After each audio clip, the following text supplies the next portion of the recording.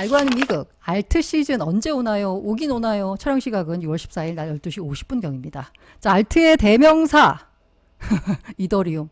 와, 비트처럼 흘러내립니다. 자, 비트 아까 보여드린 차트와 거의 비슷하게 움직이죠? 그나마 다행으로 생각해야 될까요? 비트 내리는 만큼만 내리지 더 떨어지지 않는다. 근데 굉장히 호재 뉴스가 나왔거든요. SEC 위원장이 오늘 상원 세출위원회 청문회에 나갔어요. 거기서 이제 답변을 하다가 올 여름 안에 이더리움 현물 ETF를 승인할 것으로 전망한다라고 말했어요. 이게 말실수였다 여러 가지 말이 나오지만 어쨌든 여름 안에 승인할 거다라고 했거든요. 제가 19B사가 승인됐기 때문에 S1 승인은 시간 문제다라는 말씀을 드렸거든요. 근데 그 시간 문제라고 할 때 그걸 도대체 언제 해줄까를 봤더니 여름 안이라고 했습니다. 그럼 도대체 여름은 언제야? 우 블록체인은 미국에서 일반적으로 여름은 6월에서 8월을 의미한다라고 했어요. 그럼 이거 호재 아닌가요? 그런데 이더리움 가격은 움직이지 않았습니다. 왜 안 움직이는 걸까? 해당 소식이 침체된 암호화폐 시장에 변화를 가져오진 못했다라고 코인데스크가 보도했습니다. 이 정도 얘기하면 가줘야 되는데 그냥 떨어졌습니다. 안타깝습니다. 아마 다들 예상했기 때문일까요? 뭐 앞서서도 사실 SEC 위원장의 발언 전에 뭐 시장 전문가라고 하는 사람들은 다 조만간 이더리움 현물 ETF 승인될 거다라고 했거든요. ETF 스토어 최고 경영자 네이트 제라 씨, 이분 이제 ETF 쪽 전문가신데 이분이 6월 중에 이더리움 현물 ETF 승인될 것 같다라고 했어요. 이런 식으로 모든 시장이 다 예상을 했던, 그러니까 다 아는 뉴스이기 때문에 가격이 반응을 안 한 건지 모르겠는데 그래도 이 위원장이 한 얘기 아닌가요? 그런데도 가격이 반응을 안 했습니다. 웬만한 호재에서는 꿈쩍 않는 시장이 돼버린 것 같습니다. 하지만 시장 반응과 관계없이 운용사들은 승인 절차를 차근차근 진행하고 있습니다. 프로쉐어즈 같은 경우에는요, S1 제출했고요. 인베스코 갤럭시 같은 경우에는 그 예탁원에다가 티커를 등록했습니다. 티커가 QE더입니다. 다만 이게 왜 안 올랐을까를 봤을 때 진짜 승인이 되더라도 스테이킹을 일단 뺐거든요. 스테이킹 하고 싶으면 다시 신청해 라고 했어요. 그러다 보니까 소문난 잔치 아니야? 실속은 없다라는 거죠. 암호화폐 파생상품 트레이더 고든 그랜트 같은 경우에는 스테이킹이 제외됐기 때문에 기관들 관심이 별로 없을 거다라고 했어요. 왜? 스테이킹이 되면 그냥 이더리움을 ETF 형태로 투자하는 게 아니라 이더를 사면 스테이킹해서 4% 안팎의 수익을 얻을 수가 있는데 굳이 ETF를 투자해서 4%의 수익 기회를 포기하는 거잖아요. 그러니까 기관 관심이 떨어질 거다. 라는 전망도 나왔습니다. 그나저나 자꾸 이더리움을 자꾸 팝니다. 왜 자꾸 파는 건가요? 특히 이더리움 재단, 이더리움 투자자분들 사이에서는 다 아는 얘기지만 재단이 팔면 고점이다라는 얘기가 있잖아요. 이더리움 재단이 올 들어서 2166개의 이더를 매도했습니다. 물량만 놓고 보자면 그렇게 많다라고 봐야 되나요? 아무튼 재단이 팔면 고점인데 하필 재단이 팔았어요. 게다가 프렌테크 추정 주소가 3시간 전에 코인베이스로 약 1000만 달러 이더를 입금했습니다. 이거 뭐예요? 팔려고 입금한 거죠. 갤럭시 디지털 추정 주소도 6시간 전에 이더를 약 3,400만 달러의 이더리움을 거래소 입금했다라고 합니다. 이거 왜 팔려는 거죠? 왜 자꾸 파는지 모르겠습니다. 그래서 가격이 지지부진한 것 같고요. 이 트레이더들 같은 경우에 언제나 단기 가격에 가장 민감한 사람들이잖아요. 단기 약세를 전망하면서 이더리움을 투매하고 있다라고 합니다. 그래서 아마 이더리움 가격이 SEC 위원장의 극강의 호재 발언에도 반응을 안 한 것 같습니다. 그리고 두 번째로 볼 코인은 바로 알트코인은 솔라나죠. 솔라나도 역시나 가격이 비슷하게 움직입니다. 6월 이후 1시간 봉으로 본 거거든요. 근데 보시면 좀 느낌이 오세요? 낙폭이 더 가파르죠. 비트 떨어지는 것보다 더 크게 떨어지고 있습니다. 사실 펀더멘탈로 보자면 솔라나가 최고의 토큰 발행 레이어 1 체인 아니야? 라는 생각이 들 정도거든요. 이 레이어 1 체인의 쓰임새를 보자면 다른 토큰을 발행할 수 있는 플랫폼이 될 수 있다가 상당히 큰 쓰임새잖아요. 그런데 이 솔라나 체인에서 최근 한 달 사이에 50만 토큰이 발행이 됐대요. 어마어마하죠. 가장 활발하게 활동하는 레이어 1 체인입니다. 물론 너무나 많은 토큰이 발행되고 너무나 많은 트랜잭션이 몰리면서 트잭 실패가 떴죠. 솔라나 기술적으로 한계 있네? 라고 하면서 가격이 하락하기도 했는데 어쨌든 이렇게 활성화됐다는 건 긍정적인데 현재 전망은 좋지 않습니다. 호재가 딱히 없어요. 기대할 수 있는 호재가 사실 이더리움 같은 경우에 있잖아요. 일단 ETF. 실제 효과가 얼마나 되냐 마냐는 별개로 치고 일단 된다는 건 호재잖아요. 그런데 솔라나는 ETF도 당장 어려울 것 같습니다. CBO 임원이요. 솔라나 현물 ETF 현재로선 비현실적이다. 왜? 선물 상품이 먼저 나와야 된다. 사실 이더나 비트나 현물 ETF가 가능했던 건 선물이 있고 선물 ETF가 이미 시장에서 거래가 되고 있기 때문입니다. 그래서 그때 당시 그레이스케일이 제공한 논리가 받아들여진 거죠.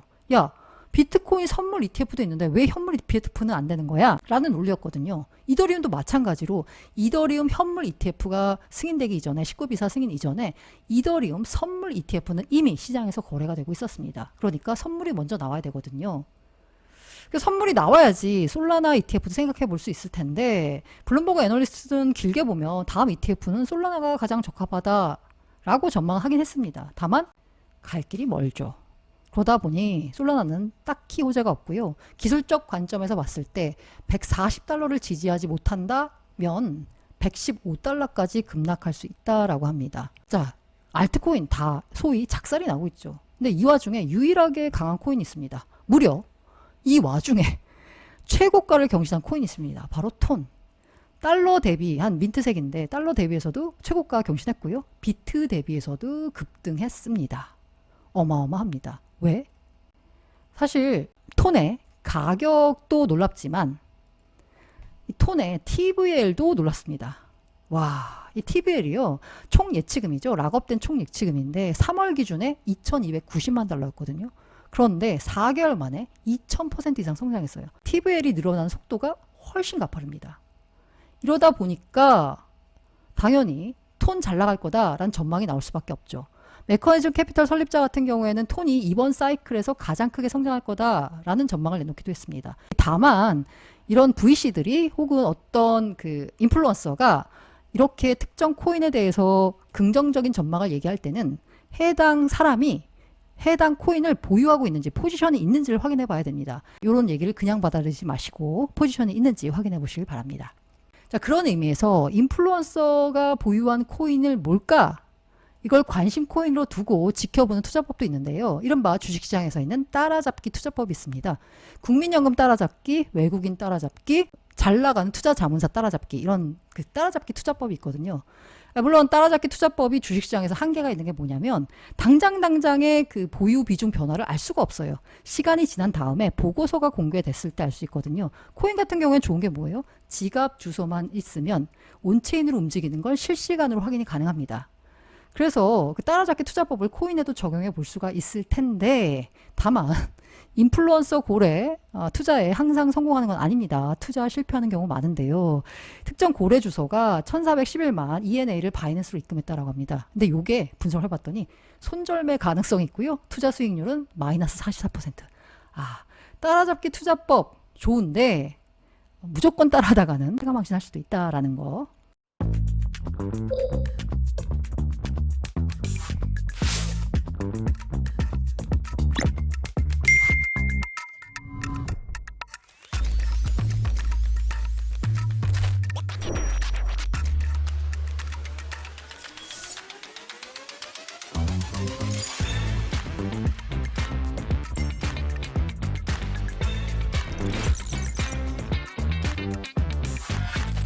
기쁘다 PPL 오셨네. 소서 수합입니다. 아시다시피 소서 수합은요. 헤데라 넘버원 덱스이고요. 자, 금요일에는 헤데라 소서 수합 관련 뉴스 각각 하나씩 전해드릴 텐데 소서 수합과 함께하는 헤데라 뉴스입니다. 헤데라 ETP가요. 6월 18일 독일 베르제 프랑크푸르트 증권거래소에 상장된다라고 합니다. 독일에서 가장 큰 증권거래소이고 세계에서 12번째로 큰 거래소인 베르제 프랑크푸르트 증권거래소에서 유럽형 대체 ETP가 출시가 됩니다. 이 벨러라는 곳이요. 연초부터 프랑크푸르트 증권거래소에 알트코인을 ETP 형태로 바꿔서 상장시키겠다라는 계획을 세웠습니다. 여러 가지 알트코인이 후보로 있었는데요. 가장 첫 번째로 헤데라가 선택이 됐습니다. 자, 18일 날 클로징 벨 행사가 열린다라고 합니다. 그리고 벨러 같은 경우는 앞서 말씀드린 대로 연초부터 ETP, 이게 Exchange Trade Product입니다. F는 펀드고요. 이 P는 프로덕트인데 ETP를 통해서 거래소에 알트코인을 도입하려고 시도했고요. 말씀드린 대로 그 첫 번째 결실이 바로 헤데라 ETP로 성사됐습니다. 자, 벨런은 그럼 뭐냐? 스위스 코인 ETP 제공업체인데요. 디파이 테크놀로지 자회사입니다. 디파이 테크놀로지 어디서 들어봤지? 라고 했는데 최근에 나온 뉴스에 뭐가 있냐면요. 준비 자산에 비트코인을 편입을 했습니다. 그래서 110 BTC를 매수를 했고요. 자, ETP라는 단어가 조금 낯선 분들도 있을 것 같아요. 그래서 ETP는 뭔가 한번 살펴봤습니다. 자, ETP는요, 프로덕트잖아요. 그래서 ETF와 ETN을 모두 포괄하는 개념 정도로 보시면 될 것 같습니다. 자, 그러면 ETF와 ETN은 뭐가 다를까를 보시면요. ETF는 말 그대로 펀드고요. N은 노트입니다. 기초자산, 언더라잉 에셋을 F는 진짜 삽니다. 그런데 이 노트, ETN은요. 언더라잉 에셋, 기초자산을 사지 않습니다. 기초자산을 보유하지 않아요. 그럼 어떡하냐? 구조화된 상품, 증권인 겁니다. 또 다른 차이로 보자면요. 이게 핵심이에요. Option to buy or sell underlying index. 그러니까 기초자산을 사냐, 파냐. ETF는 진짜 사고 팝니다. ETN은 아닙니다. 그래서 투자자 위험이 뭐가 있냐라고 보자면요. ETF 같은 경우에는 마켓 리스크밖에 없습니다. 기초자산의 가격이, 비트코인의 가격이 움직이는 것밖에 없거든요. 그런데 ETN의 경우에는 마켓 리스크와 더불어 이슈어 리스크가 있습니다. 이게 무슨 얘기예요? 아까 제가 ETN은 발행사의 신용으로 발행하는 증권이라고 말씀드렸잖아요. 만약에 그 발행사가 망하잖아요. 그러면 이 ETN은 휴지 조각이 됩니다. 하지만 ETF의 경우에는 뭐 그런 일은 없겠지만 블랙럭이 망하더라도 내가 투자한 ETF만큼의 비트코인 ETF만큼의 비트코인은 나한테 있습니다. 내 겁니다.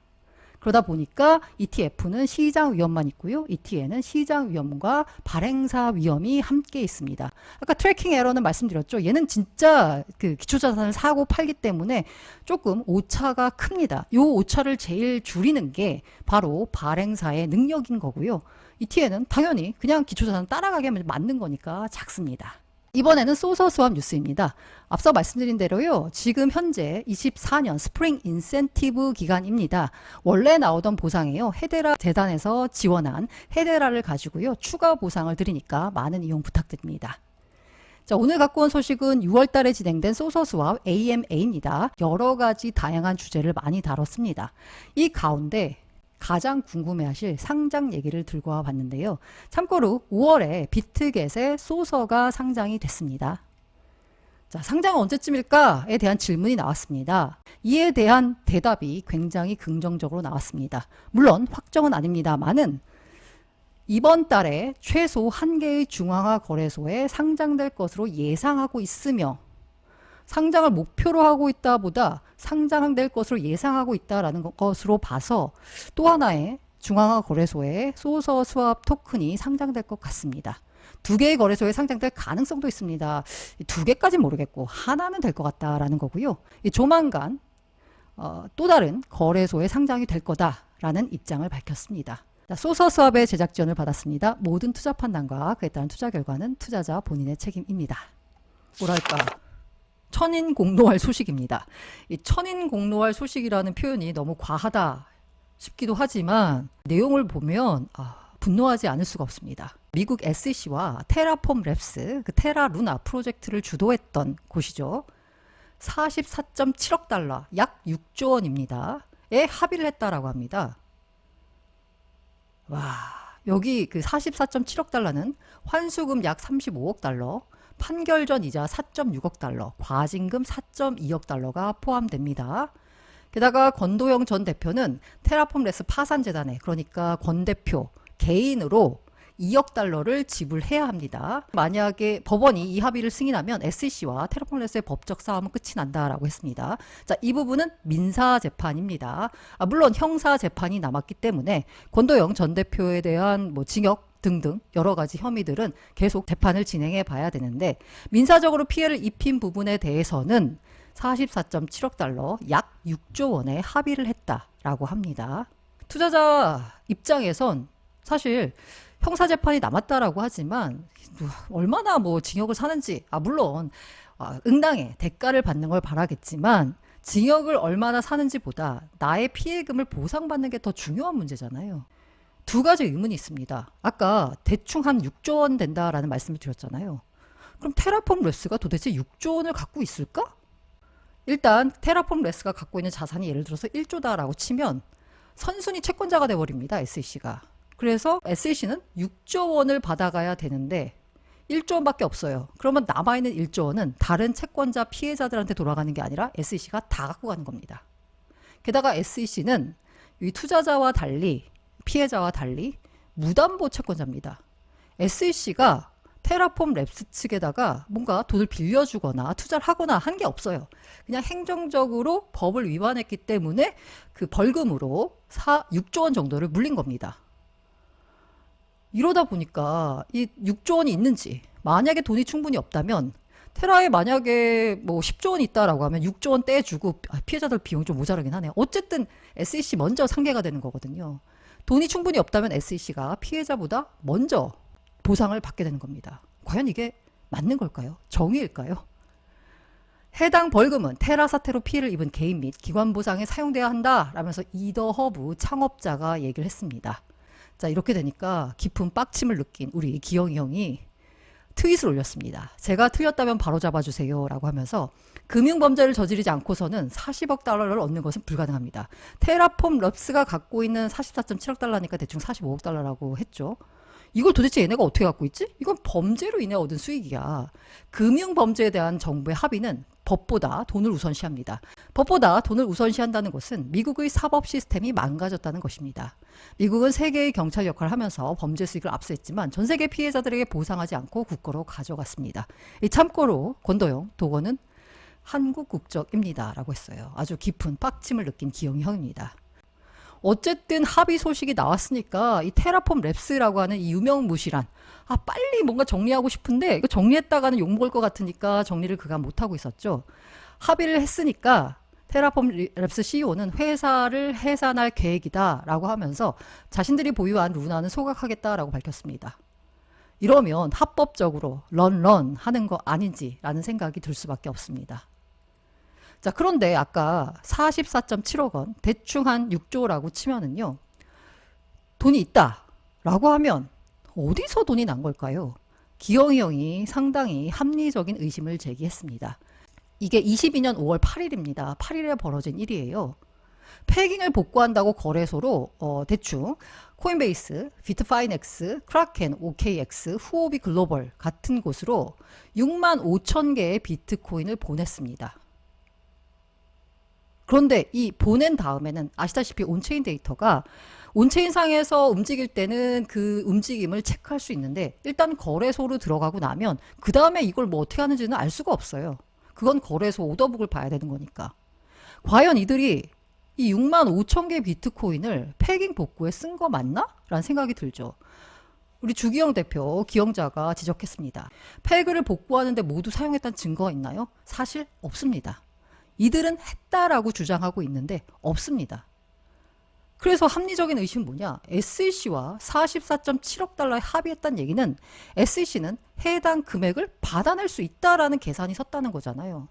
그 얘기는 이들이 이 패깅을 복구한다라고 하면서 거래소로 보냈던 6만 5천 개의 BTC를 패깅 복구에 쓴 게 아니라 꿍쳤다라는 거죠.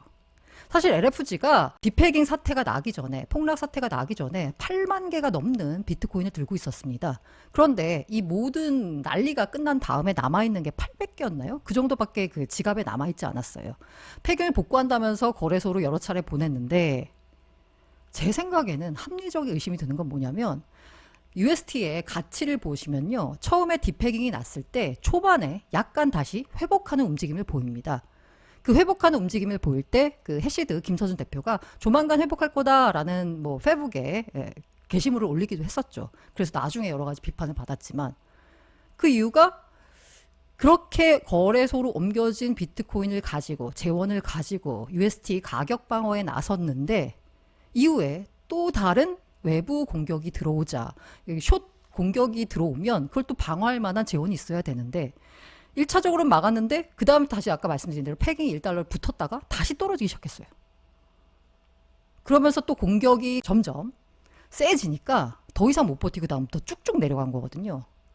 제가 합리적으로 의심하는 건 초반에 한 2만 개 정도는 패깅을 위해서 쓰고 나서 더 이상 이거는 진짜 이 공매도 세력에 못 당해내겠다. 가치 보전은 불가하다. 그러면 이제 남은 재산이라도 지키자라고 하면서 당시 거래소로 패깅 복구를 위해 보냈던 6만 5천 개는 자기들이 꼽을 쳐둔 거 아닌가라는 생각이 들 수밖에 없습니다.